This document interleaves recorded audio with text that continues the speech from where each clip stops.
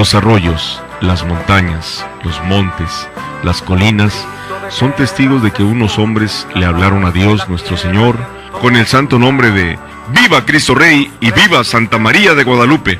Conoce cómo surgió la cristiada y la vida de los cristeros durante el movimiento de lucha por defender los derechos de amar a Dios. La sangre de los mártires es semilla. Hoy nosotros debemos sentirnos orgullosos por todas aquellas personas que ofrendaron su vida, su amor por la iglesia que hoy tenemos. Por ello, te invito a que reflexiones este episodio de nuestra historia que como mexicano, como católico, todos debemos saber y conocer. Bienvenidos, porque la sangre de los mártires es semilla. Comenzamos. El grito de guerra que enciende la tierra.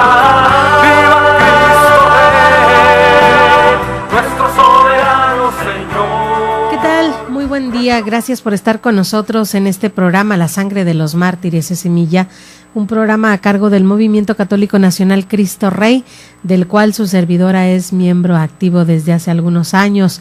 Yo soy Lulu Calzada, parte del equipo de Koinonia Radio, pero hoy también representando al Movimiento Católico Nacional Cristo Rey aquí en Tijuana. Nosotros somos un movimiento nacional, de manera que tenemos presencia en varias partes de la República Mexicana. Además también, en algún tiempo ahorita ya se está buscando la forma de volver a tener presencia en Estados Unidos, particularmente en Los Ángeles y en Phoenix, que son los dos lugares en donde anteriormente tuvimos presencia por situaciones pues fuera de nuestro alcance. Se deshicieron los grupos, pero deseamos con todo el fervor que nos da la fe que esto vuelva a resurgir en algún tiempo. Vamos a dar inicio pues a este programa de la sangre de los mártires es semilla, una proclamación que ya se había hecho desde la iglesia primitiva, que la sangre de los mártires será siempre semilla de cristianos. Decía Plutarco Elías Calles que él de pronto no entendía cómo era que entre más cristianos se mataba, se sacrificaba, surgían más que parecían como hormigas, que levantabas una piedra y resurgían desde lo más profundo de la tierra. Pues es que realmente Plutarco Elías Calles nunca entendió esta leyenda de la sangre de los mártires, semilla de cristianos. Es la sangre que se riega, por lo tanto el fruto ha de florecer y el fruto ya maduro es el que va a dar la pelea, y esto fue lo que sucedió precisamente en la persecución religiosa de 1926 a 1929, que se le conoce como el corazón de la cristiada. Ya algunos otros países también tuvieron la osadía de tomar ejemplo de este grito de viva Cristo Rey y viva Santa María de Guadalupe. Uno de ellos, 10 años más tarde, fue precisamente España, entre los años 1936 y 1939. Yo les recomiendo una película que se llama Un Dios Prohibido. Esta película, Un Dios Prohibido, es como la parte española de la persecución religiosa en México. En México, por ejemplo, nosotros tenemos la película de La Cristiada, una película muy bien hecha, con algunos elementos que hicieron falta, creo yo, cuestiones históricas, pero en general muy bien realizada.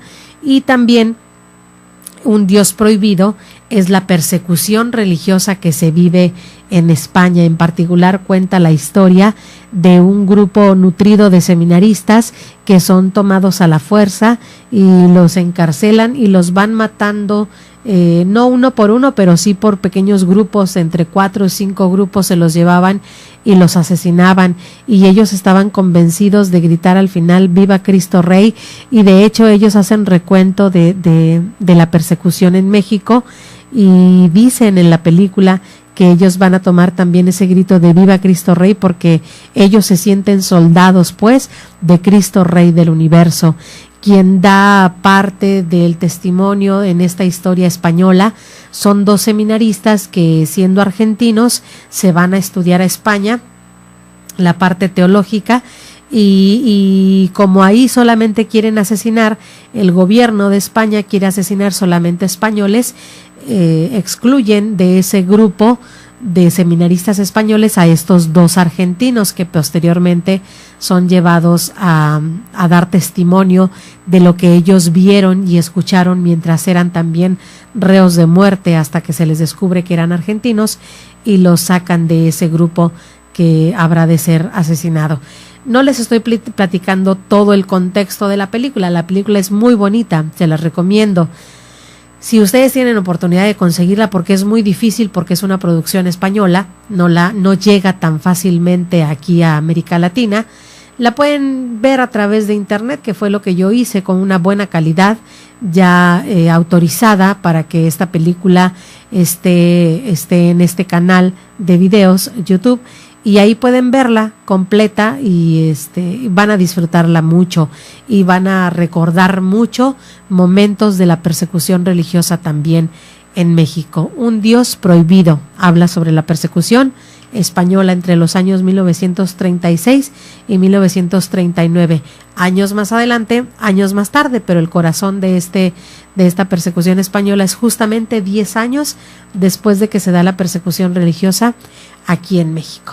Y bueno, pues vamos a tener el día de hoy un tema muy, muy interesante, un tema que nos apasiona a nosotros como miembros de Cristo Rey, y pues son los mártires que ha dado la Iglesia, y uno de los mártires a los que nosotros contamos como un mártir contemporáneo, pues sin lugar a duda es Monseñor Óscar Arnulfo Romero, arzobispo de San Salvador, y él fue beatificado un 23 de mayo, 35 años después de su asesinato por odio a la fe.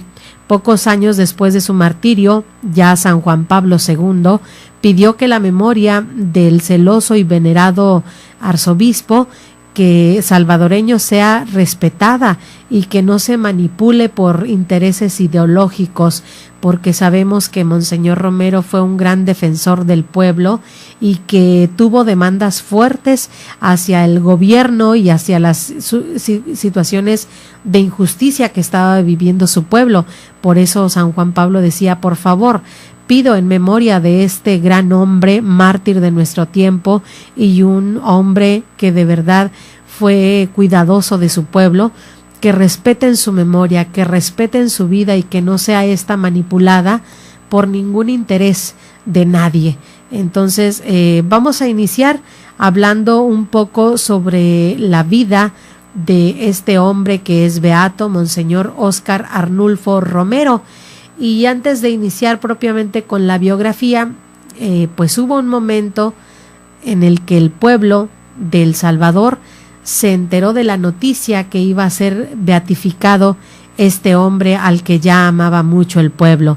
¿Cuál fue la reacción del pueblo? ¿Cuáles fueron las palabras que decían los vecinos, incluso y amigos de este hombre arzobispo mártir de nuestros tiempos? Vamos a ver esta cápsula y regresamos para dar información sobre la vida y la obra de Monseñor Óscar Arnulfo Romero. Vamos a verla. Las campanas sonaron y los cantos de agradecimiento de los sacerdotes de El Salvador se elevaron al cielo tras el anuncio de la beatificación de Monseñor Óscar Arnulfo Romero. Aquí estamos reunidos los sacerdotes de la diócesis, son más de 100 padres acá reunidos. Estamos tan felices, tan emocionados y tan esperanzados de que esta noticia puede cambiar el país. Les ordeno, en nombre de Dios, cese la represión. La Iglesia está consciente que Romero era crítico en sus homilías hacia la derecha y la izquierda política del país, y que su asesinato fue la gota que rebalsó el vaso y que desencadenó una guerra de 12 años. 35 años después, para el Vaticano, Romero es un mártir y pronto será santo. Roma locuta causa finita. Roma habló y se acabó el problema. Ya hay una definición. Esto se tiene que aceptar en la fe. Y por eso nosotros invitamos a todos a aproximarnos aún hoy a Monseñor Romero desde la fe y desde el Evangelio. Y fue en esa capilla del Hospital Divina Providencia cuando en 1980 un francotirador realizó un disparo certero al corazón a Monseñor Óscar Arnulfo Romero, causándole la muerte inmediata. Los restos de Monseñor Óscar Arnulfo Romero yacen en la cripta de Catedral Metropolitana de San Salvador, donde unos han comenzado a llegar a pedir milagros, y otros a dar gratitud. ¡Ay, qué lindo! Lo más precioso, tenemos un santo en El Salvador. Sí, y ellos pues interceden por uno, más ahora el tiempo que estamos tan peligroso. Y hay una anécdota bien curiosa de él, que cuando las personas acudían a él y él a veces iba al peluquero, cuando llegaba ya no llevaba dinero porque todo lo había repartido. Y eso quiere decir que para él su preferencia eran los pobres. Paso a paso, la comunidad católica ha comenzado una larga celebración que culminará con la declaración oficial que anuncia al primer santo salvadoreño. ¿Qué falta? Una próxima reunión pública con cardenales y el Papa presidiendo, donde se anuncia lo mismo ya en forma solemne. Después, ¿qué sigue? La fecha en que él va a ser beatificado. ¿Qué significa esto? Que Romero no necesita milagros para llegar a los altares. Por tanto, primer paso es la beatificación, que será en El Salvador. Quizás será en la Plaza del Salvador del Mundo. Y luego vendría en Roma la canonización. Mientras tanto, la figura del que todos llaman ya San Romero de América se agiganta y es un bálsamo en la fe para un país que sigue sumergido en la violencia que generan las pandillas. En San Salvador, Iván Manzano, CB24 Noticias. El martirio es el supremo testimonio de la verdad, de la fe, designa un testimonio que llegue hasta la muerte. Después del corte regresamos con más en La sangre de los mártires es semilla.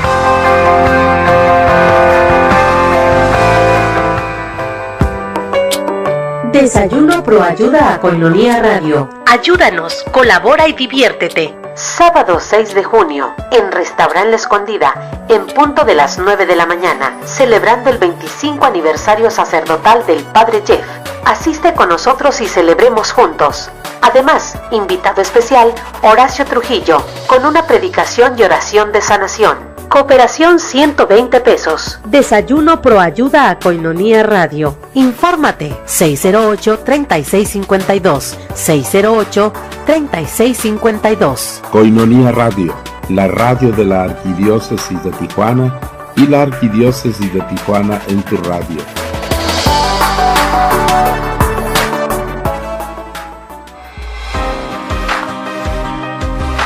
Club Campestre Jacume te ofrece lotes de 1000 metros cuadrados al noreste del municipio de Tecate. Excelente ubicación, cerca de El Hongo, terrenos planos, una oportunidad única, colindan con Estados Unidos. Acceso pavimentado a 11 kilómetros de la carretera Tecate-Mexicali. Cómodos planes de pago. En pago al contado, recibe una bonificación. ¿Te interesa? Te llevamos a verlos. Anímate. Para la familia, un estupendo lugar de descanso. Menciona que lo escuchaste en Koinonia Radio. Informes al teléfono 664-155-8918 con Juan Melendres. Club Campestre Jacume.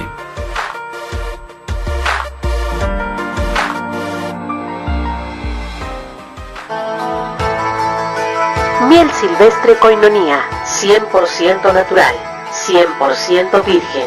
Desde el comienzo del tiempo, el hombre ha estado fascinado por la abeja, que puede producir sustancias que han sido usadas para propósitos médicos y alimenticios. La miel más pura es la natural, a la que no se le quita el polen ni la jalea real que contiene, pues como regla los gérmenes no crecen en la miel pura. Miel silvestre Koinonia, de venta en Koinonia Radio. Comunícate y haz tu pedido al 608-3652. Miel silvestre Koinonia, 100% natural, 100% virgen. Pídela y comprueba sus beneficios.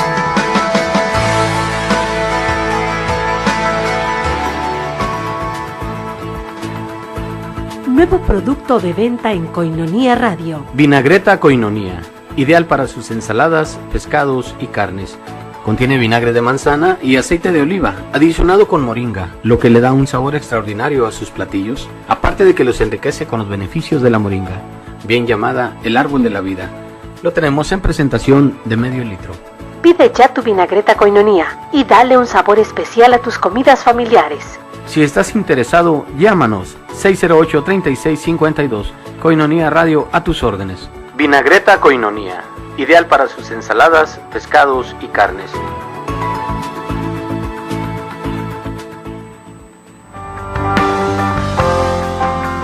El mártir da testimonio de Cristo, muerto y resucitado, el cual está unido por la caridad.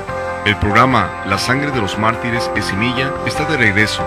Continuamos.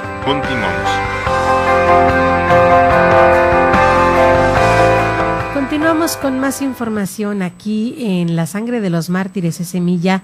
El día de hoy estamos hablando de Monseñor Óscar Arnulfo Romero, que fue beatificado el día 23 de mayo y que el día de hoy estamos reconociéndolo también como uno de los mártires de esta iglesia contemporánea de nuestros tiempos, porque sabemos que él fue un gran defensor de los más pobres, de los más necesitados. Ya veíamos parte de los testimonios de aquellas personas que vieron, que fueron verdaderos testigos de la preferencia de este hombre por aquellas personas vulnerables. Así que pues su sangre, sin lugar a duda, dará muchos cristianos y hará mucho favor y mucho bien para su pueblo al que tanto amó. Para hablar un poco acerca de Monseñor Óscar Arnulfo Romero, él era hijo de Santos Romero y de Guadalupe Galdames, ambos mestizos. Su padre fue de profesión telegrafista. Estudió Monseñor Óscar Arnulfo Romero primero con los claretianos y luego ingresó muy joven en el Seminario Menor de San Miguel, capital del departamento homónimo. De allí pasó en 1937 al Colegio Pío Latinoamericano de Roma, donde se formó con los jesuitas. Ya en Roma, aunque no llegó a licenciarse en teología, se ordenó sacerdote, le ordenaron sacerdote en 1947. Ya en el año siguiente, una vez vuelto a El Salvador, fue nombrado párroco del pequeño lugar de Anamorós, que es parte de El Salvador, y luego también párroco de la iglesia de Santo Domingo, encargado de la iglesia de San Francisco, que era ya de otra diócesis. Fue muy trabajador, muy tradicionalista, solía dedicarse a atender a los pobres, a los niños huérfanos, y también tuvo su presencia dentro de la Conferencia Episcopal del Salvador, siendo secretario de esta. Estos son algunos datos en general de Monseñor Óscar Romero. En una de las muy sentidas homilías durante la visita de San Salvador que el hoy santo San Juan Pablo II en 1983 hizo, en medio de un país devastado por la violencia, en una violenta guerra civil en que participaron grupos políticos de izquierda y de derecha, recordó el santo Juan Pablo II que con la sangre de Cristo podemos vencer el mal con el bien, el mal que penetra en los corazones y en las estructuras sociales. El mal de la división, dijo el Papa entonces, entre los hombres, que ha sembrado el mundo de sepulcros con la guerra, con esta terrible espiral de odio que arrasa y aniquila en forma tétrica e incesante. Y también somos unos insensatos, decía San Juan Pablo II, porque nosotros permitimos que estas cosas sigan sucediendo cuando albergamos en nosotros el odio, la división y el rencor. Que sea pues Monseñor Óscar Romero un ejemplo de verdadero sacrificio y de amor al pueblo que tanto nos necesita. Esto fue lo que decía el Santo Padre en aquella localidad de El Salvador. Vamos a ver una cápsula sobre el momento de Monseñor Óscar Arnulfo Romero, la formación cristiana, cómo es que él vivió este momento de formación, tanto en El Salvador como en Roma, que también tuvo algunos estudios de filosofía y teología. Vamos a ver esta cápsula.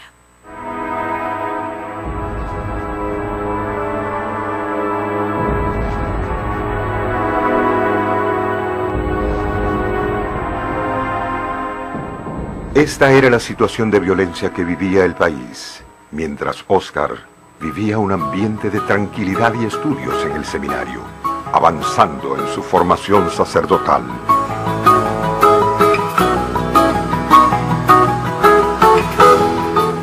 Estudió con los padres claretianos en el Seminario Menor de San Miguel y luego continuó su formación en San Salvador, en el Seminario San José de la Montaña, dirigido por los padres jesuitas. Su formación estaba basada en aspectos casi dogmáticos sobre el sacerdocio, y esta disciplina sacerdotal la mantuvo hasta los últimos días de su vida.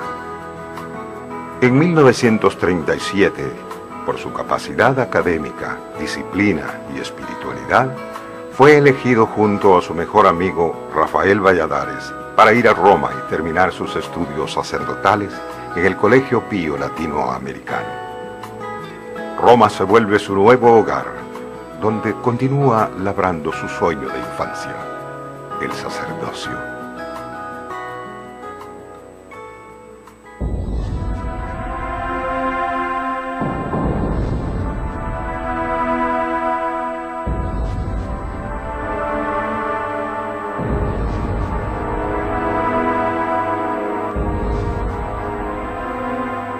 Le toca vivir la Roma de la Segunda Guerra Mundial y durante su estadía recibe la noticia de la muerte de su padre.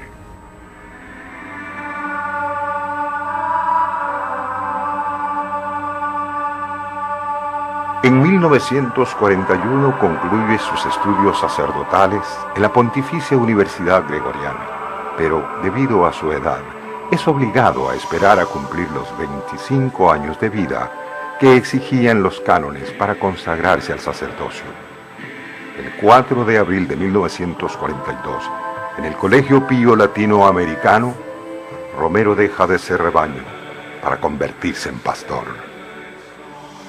Mientras regresaba de Roma en barco y por proceder de Italia, un país aliado al régimen de Hitler, es hecho prisionero de guerra en Cuba junto a su amigo Valladares y toda la tripulación. Un mes después, unos misioneros que atendían los campos de concentración lo identificaron como sacerdote, y es así como recobra su libertad. Llega a Ciudad Barrios en agosto de 1942 en medio de una gran alegría y fiesta popular.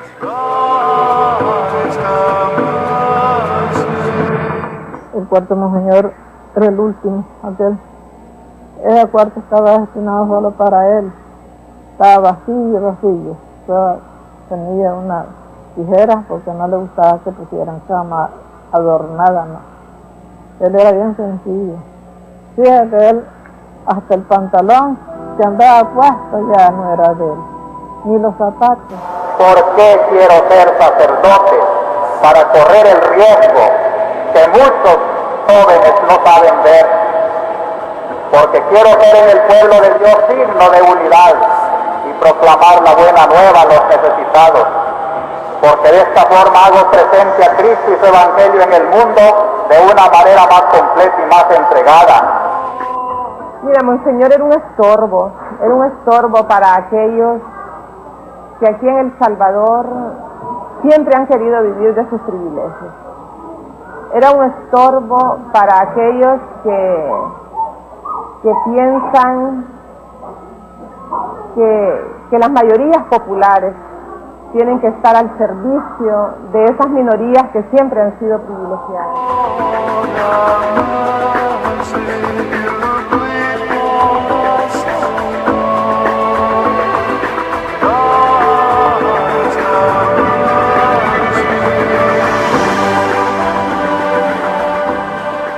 Y continuamos reflexionando sobre la homilía que San Juan Pablo II dirigió en alguna de las visitas que hizo a San Salvador, y él decía cuántos hogares destruidos, cuántos refugiados, exiliados y desplazados, cuántos niños huérfanos, cuántas vidas nobles, inocentes, tronchadas cruel y brutalmente, también de sacerdotes, de religiosos, de religiosas, de fieles servidores de la Iglesia. Lamentó esto el santo polaco. El Papa Peregrino también recordó el testimonio del pastor celoso y venerado arzobispo de esta Grey, Monseñor Óscar Arnulfo Romero, quien trató así como los otros hermanos en el episcopado de que cesara la violencia y que se restableciera la paz en su hogar, en su país. Al recordarlo, pidió que su memoria sea siempre respetada y que ningún interés ideológico pretenda instrumentalizar su sacrificio de pastor entregado a su Grey. Esto fue lo que alentó San Juan Pablo II. Monseñor Romero fue asesinado el 24 de marzo de 1980 mientras celebraba la misa en la capilla del Hospital de la Divina Providencia en San Salvador. En el año 2010, el entonces presidente de El Salvador, Mauricio Funes, reconoció a nombre del Estado que Monseñor Romero fue víctima de la violencia ilegal que perpetró un escuadrón de la muerte. En la mañana del 3 de febrero de ese mismo año, el Papa Francisco, en una audiencia privada con el cardenal Ángelo Amato, prefecto de la Congregación para la Causa de los Santos, aprobó que se promulgue el decreto que reconocía el martirio del arzobispo salvadoreño. A pesar de que una vez fallecidos diversos teólogos marxistas de la liberación reclamaron a Monseñor Romero como uno de los suyos, que él era también un sacerdote de la liberación, y quien fuera su secretario, Monseñor Jesús Delgado, descartó tal filiación. Dijo entonces en unas declaraciones en febrero del año 2015, Monseñor Delgado recordó que cuando escribí su vida, fui a revisar yo su biblioteca. Esto es lo que escribe Monseñor Delgado. Evidentemente los teólogos de la liberación siempre lo visitaban y le dejaban un libro, uno de sus libritos, dijo, pero estos estaban puros e inmaculados. Nunca los abrió, jamás, nunca, ni los leyó, ni los consultó, nunca. Esto es lo que da fe Monseñor Delgado, quien fuera su secretario en los tiempos del fallecido y ahora beato Monseñor Romero. Vamos a hacer una pausa, quédense con nosotros, tenemos todavía mucho más que compartir de este mártir de nuestros tiempos, Monseñor Óscar Romero. Regresamos. El martirio es el supremo testimonio de la verdad, de la fe, designa un testimonio que llegue hasta la muerte. Después del corte regresamos con más en La sangre de los mártires es semilla.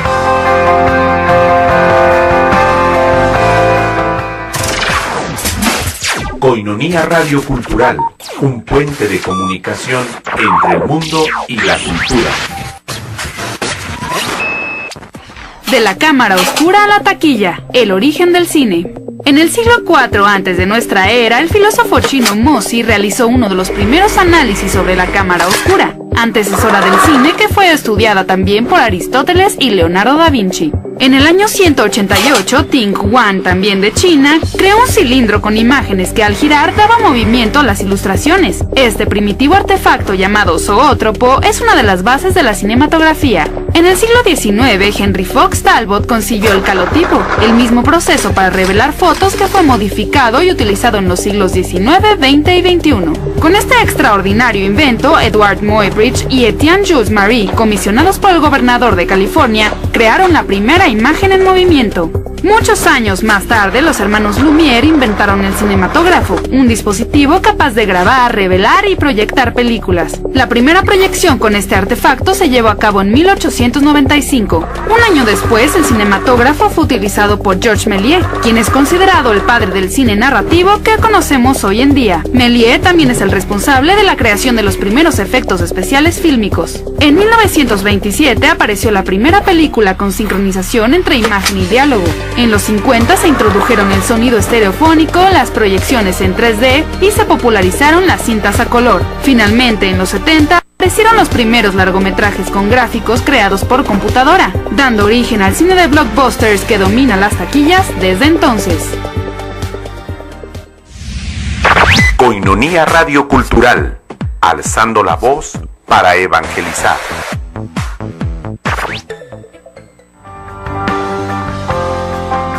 El mártir da testimonio de Cristo, muerto y resucitado, el cual está unido por la caridad. El programa La sangre de los mártires es semilla está de regreso. Continuamos.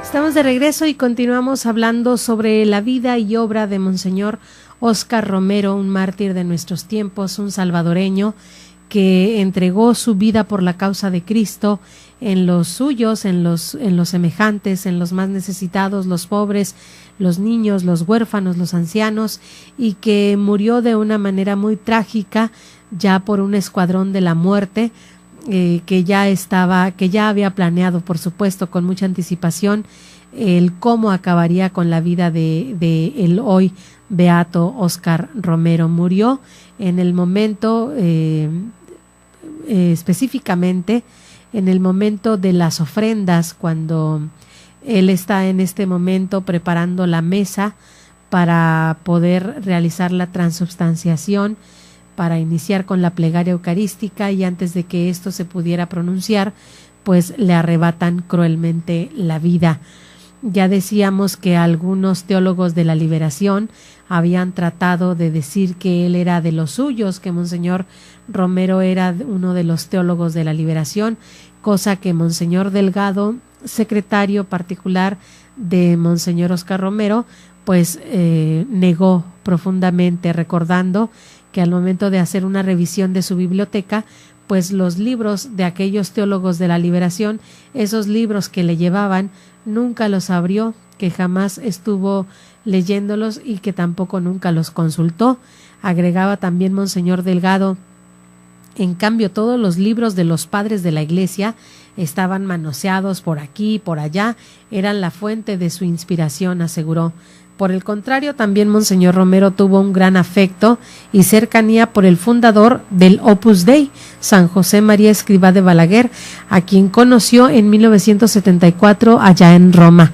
Fallecido el fundador del Opus Dei, al año siguiente, Monseñor Romero, entonces arzobispo de El Salvador, escribió una carta al Papa Pablo VI pidiendo su beatificación, asegurando que le debo profunda gratitud a estos sacerdotes involucrados con la obra, a quienes he confiado con mucha satisfacción la dirección espiritual de mi propia vida y también la de otros sacerdotes, de manera que pues también yo recuerdo en una ocasión que decía don Rafael Romo Muñoz: los santos siempre van en par, siempre van en par. Nosotros, por ejemplo, podemos ver santos contemporáneos, el Papa Juan Pablo II, hoy San Juan Pablo II, siempre también muy de la mano en la obra con Madre Teresa de Calcuta, beata. Bueno, pues entonces veíamos al fundador del Opus Dei, José María de Escrivá de Balaguer, muy unido también, incluso en acompañamiento espiritual, con Monseñor Óscar Romero. Entonces se sigue cumpliendo esta regla que en una ocasión nos compartía don Rafael Romo Muñoz. Vamos a continuar con más sobre la obra, el ser y el quehacer de Monseñor Óscar Arnulfo Romero. Vamos a ver quién era él, cómo lo conocían a él y cuáles eran las características que principalmente la gente reconocía en Monseñor Óscar Arnulfo Romero. Anamorós es el primer pueblito al cual el padre Óscar Romero es enviado para llevar el mensaje de fe y esperanza.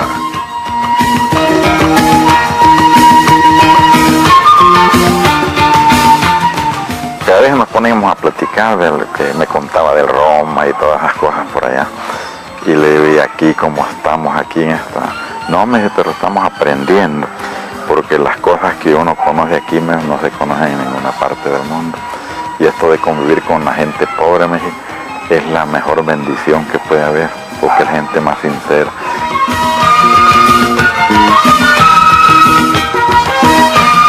Poco tiempo después, fue llamado a la diócesis de San Miguel, donde realizaría su plena labor pastoral. Y esa señora que tenía venta de ropa en el mercado le regalaban pantalones. Y una vez que estaba yo ahí, entró él y como daba el sol, entonces miró que no andaba pantalones. Todas las botanas y el cartoncillo. Me dijo la señora, ya el padre regaló el pantalón que le di. En sus casi 20 años dedicados a la diócesis de San Miguel, fue secretario del obispo, canciller, párroco de catedral, a la que le dedicó muchos sacrificios para su construcción. Fue pionero en el nombramiento de la Virgen de la Paz como patrona de El Salvador. Asesoró diferentes grupos y organizaciones de ayuda, cercano confesor y guía espiritual de gente pobre, pero también de familias pudientes de la zona oriental. En el nombre del Padre, y del Hijo, y del Espíritu Santo. La paz sea con vosotros.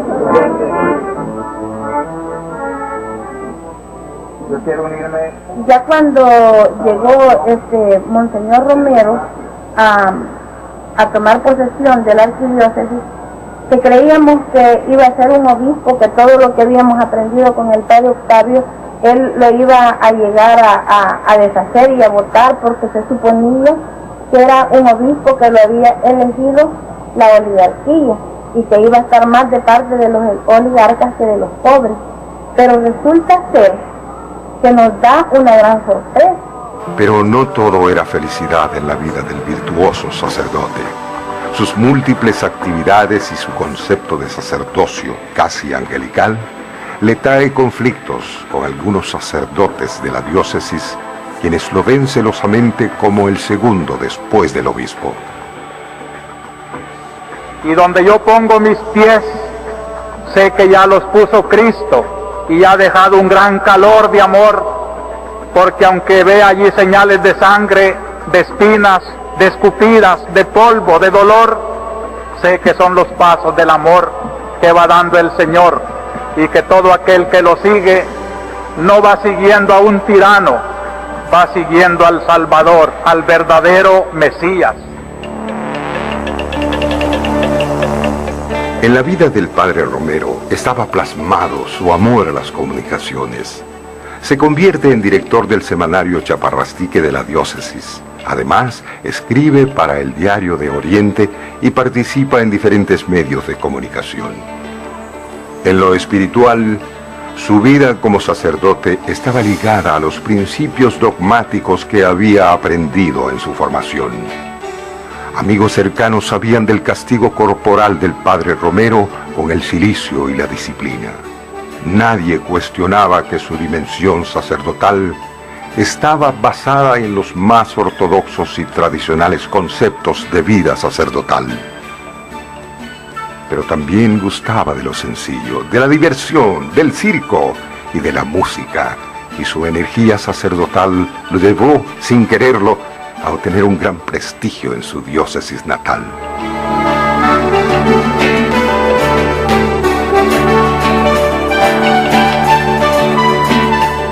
Por su amplia labor sacerdotal, es nombrado secretario de la Conferencia Episcopal de El Salvador y ocupó el mismo cargo en el Secretariado Episcopal de Centroamérica. El 21 de abril de 1970, la Iglesia lo llamó a proseguir su camino pastoral, nombrándolo obispo auxiliar de San Salvador, y en el día de su ordenación episcopal dejaba claro el lema de toda su vida: sentir con la Iglesia.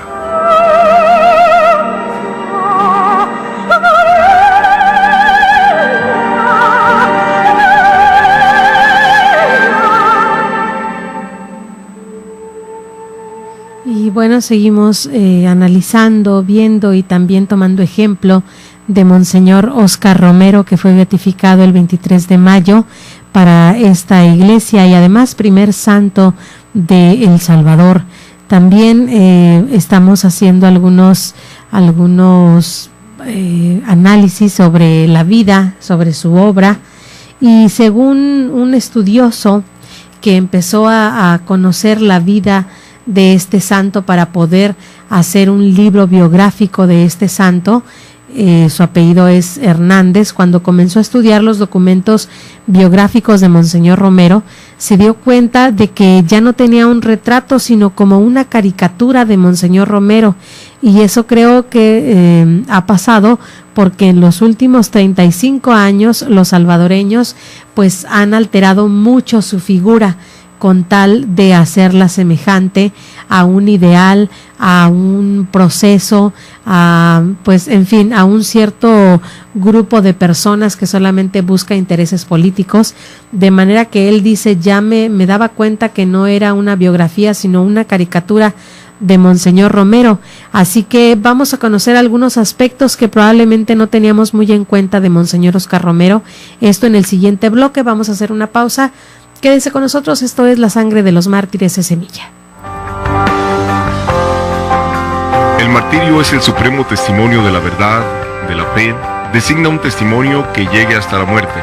Después del corte regresamos con más en La Sangre de los Mártires es Semilla.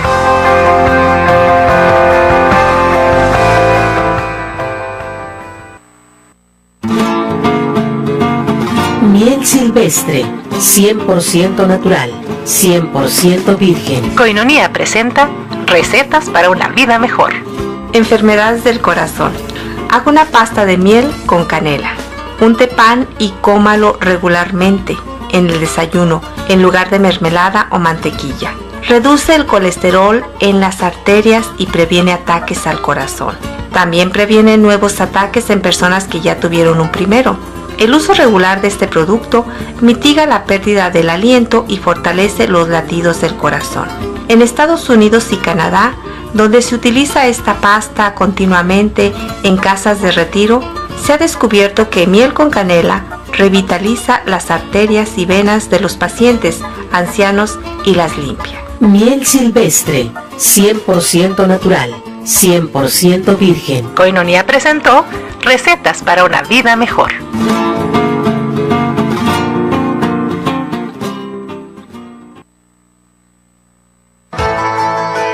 Miel silvestre Koinonia, 100% natural, 100% virgen. Para uso gastronómico, terapéutico, energético, cicatrizante, resfríos, tos, dolores intensos de garganta, etc. Miel silvestre Koinonia, de venta en Koinonia Radio. Comunícate Y2. Miel silvestre Koinonia, 100% natural, 100% virgen. Pídela y comprueba sus beneficios.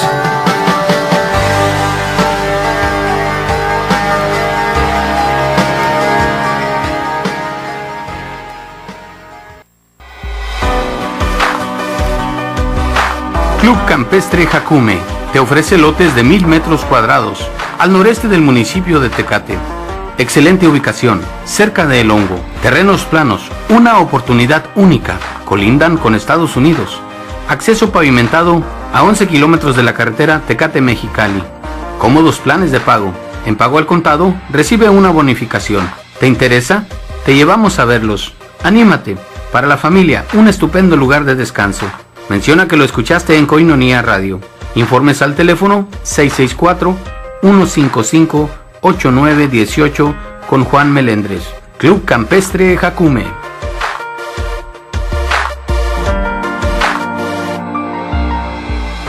Uno, 2, 3, 50. Así de sencillo es ayudar a sostener la evangelización. Koinonia Radio, alzando la voz para evangelizar. 3.50 pesos al día, para nosotros hacen la diferencia. 1, 2, 3, 50. El mártir da testimonio de Cristo, muerto y resucitado, el cual está unido por la caridad. El programa La Sangre de los Mártires de Semilla está de regreso. Continuamos.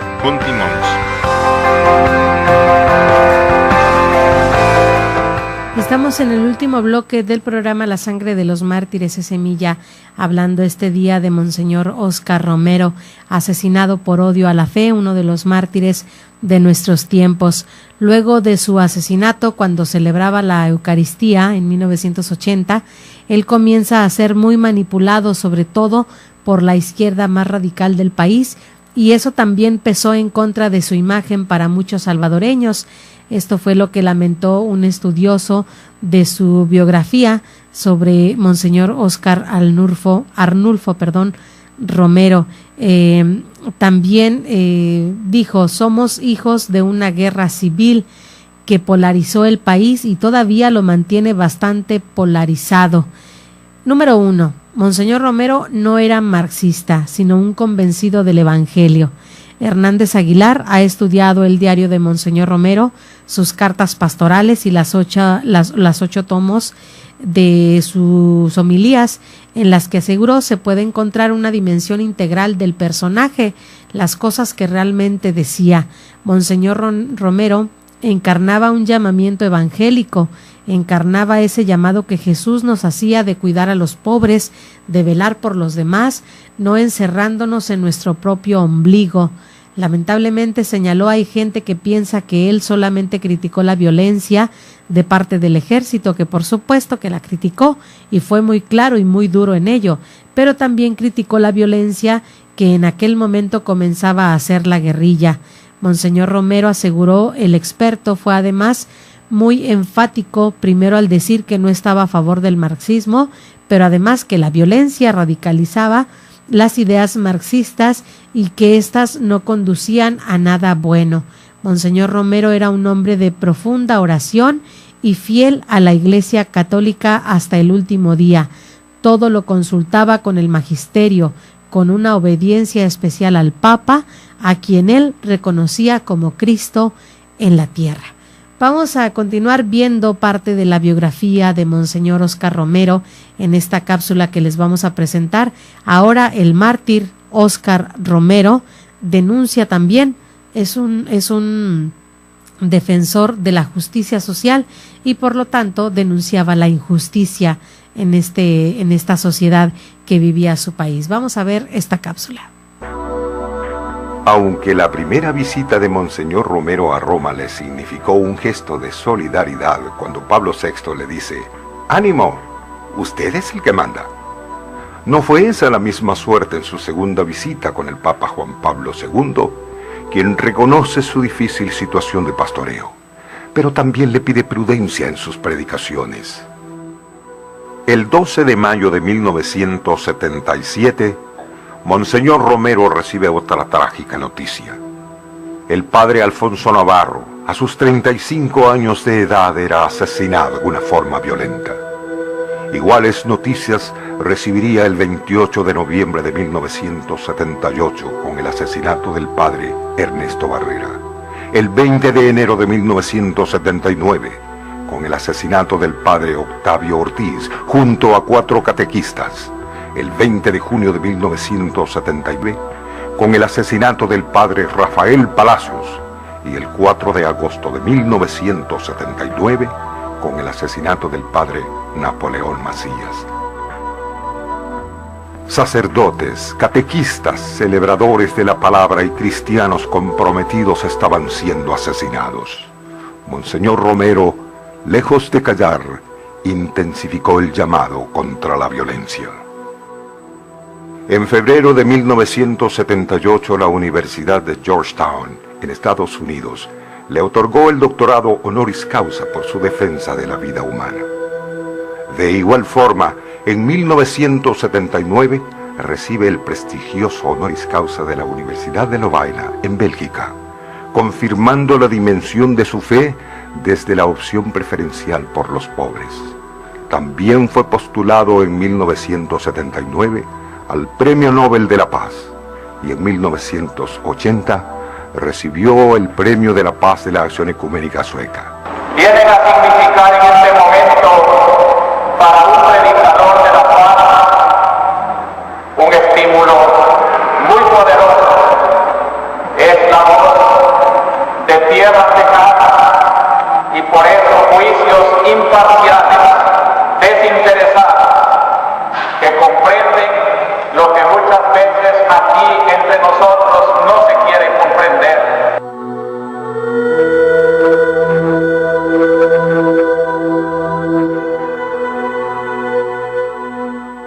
Entonces, la persecución prácticamente era a mansalva, diría yo impune.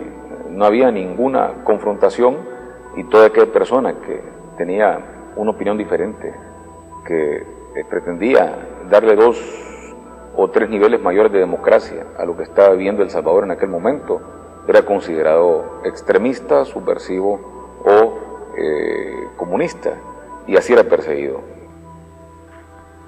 Pero los conflictos no solo le venían por su llamamiento al gobierno y la extrema derecha para el cese a la violencia, sino además por sus duras críticas a las organizaciones político-militares de izquierda, a quienes llamaba a no idolatrar su organización y sobre todo a buscar mecanismos racionales de solución.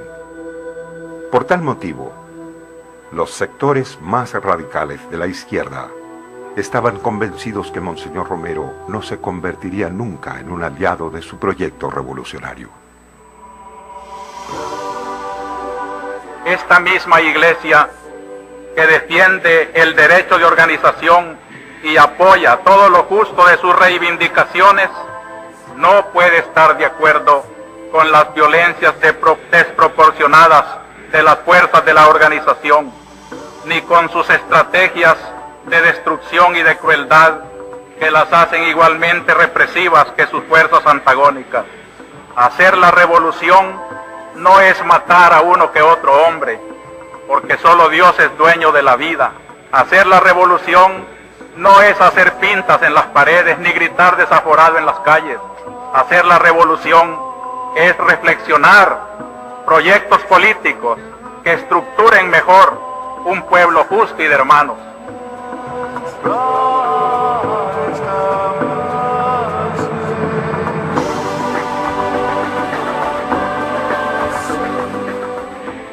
Había una doble imagen en la vida de Monseñor. En el púlpito era el hombre con energía que denunciaba y anunciaba la situación salvadoreña. En lo personal, seguía siendo el hombre tímido, sencillo, y en medio de esta difícil situación, contaba con pocos espacios para distraerse y alejarse un poco de los múltiples problemas que le tocaba enfrentar a diario. Era curioso observar en el ambiente salvadoreño cómo un hombre tan sencillo y tan tímido como Monseñor Romero se convirtiera en un valiente defensor de la dignidad humana y que su imagen traspasara las fronteras nacionales por el hecho de ser la voz de los sin voz. Pues la razón siempre creo que le hemos señalado es la injusticia social, el aferramiento a mantener privilegios que ya no se pueden mantener porque el pueblo está muy concientizado. El 15 de octubre de 1979, un grupo de jóvenes militares derrocan en un golpe de estado al presidente Romero y forman una junta cívico-militar que Monseñor Romero ve con buenos ojos, ya que según él, habían buenos cristianos que la formaban. Pero la junta cívico-militar poco a poco se fue corrompiendo y muchos de los cristianos en los que confiaba fueron renunciando. La situación ahora sería más convulsiva, como nunca antes había sido.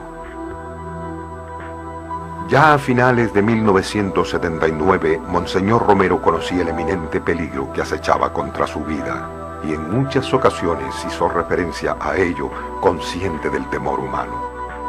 Uno de los hechos que comprobó este inminente peligro fue el frustrado atentado con 72 candelas de dinamita colocadas en la Basílica del Sagrado Corazón de Jesús a principios del mes de marzo de 1980, que hubieran acabado con su vida y la de muchos fieles que se encontraban allí.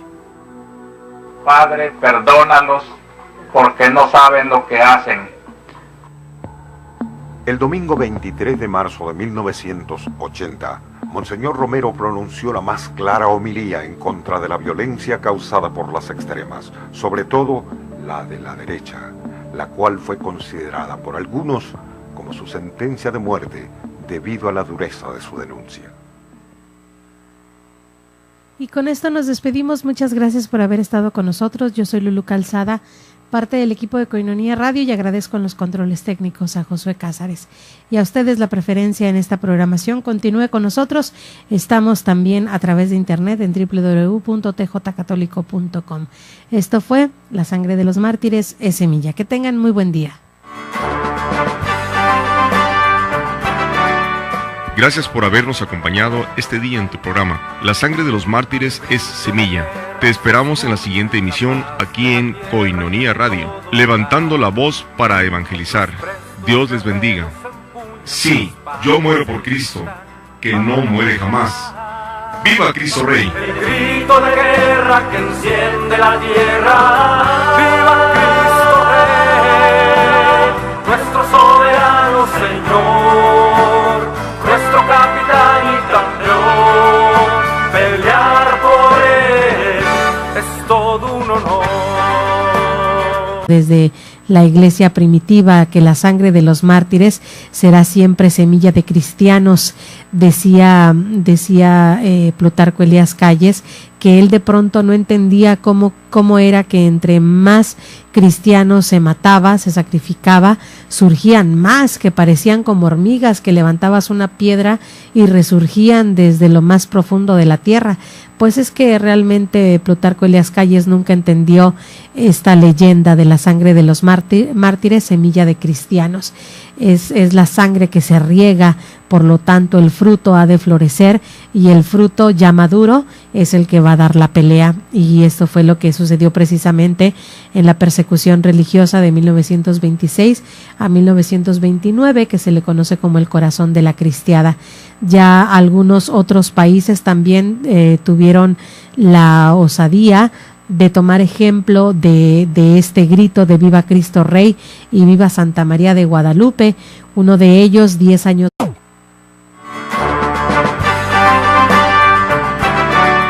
Los arroyos, las montañas, los montes, las colinas son testigos de que unos hombres le hablaron a Dios nuestro Señor con el santo nombre de Viva Cristo Rey y Viva Santa María de Guadalupe. Conoce cómo surgió la cristiada y la vida de los cristeros durante el movimiento de lucha por defender los derechos de amar a Dios. La sangre de los mártires es semilla. Hoy nosotros debemos sentirnos orgullosos por todas aquellas personas que ofrendaron su vida, su amor por la iglesia que hoy tenemos. Por ello, te invito a que reflexiones este episodio de nuestra historia, que como mexicano, como católico, todos debemos saber y conocer.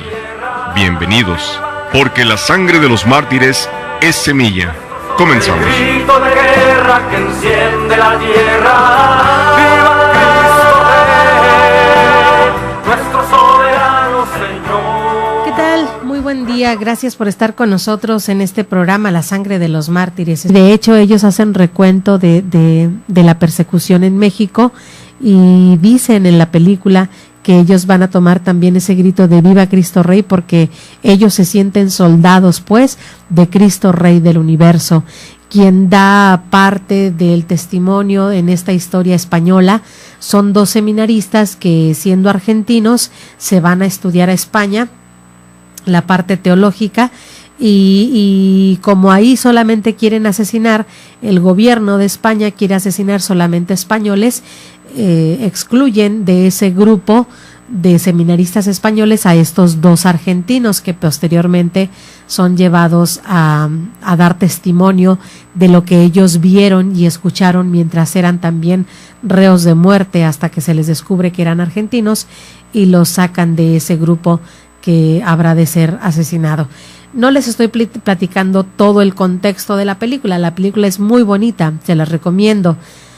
Si ustedes tienen oportunidad de conseguir La Semilla, un programa a cargo del Movimiento Católico Nacional Cristo Rey, del cual su servidora es miembro activo desde hace algunos años. Yo soy Lulu Calzada, parte del equipo de Koinonia Radio, pero hoy también representando al Movimiento Católico Nacional Cristo Rey aquí en Tijuana. Nosotros somos un movimiento nacional, de manera que tenemos presencia en varias partes de la República Mexicana.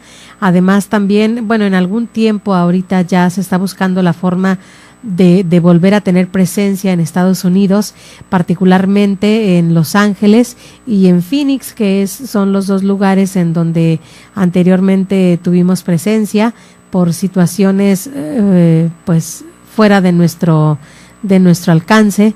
Se deshicieron los grupos, pero deseamos con todo el fervor que nos da la fe que esto vuelva a resurgir en algún tiempo.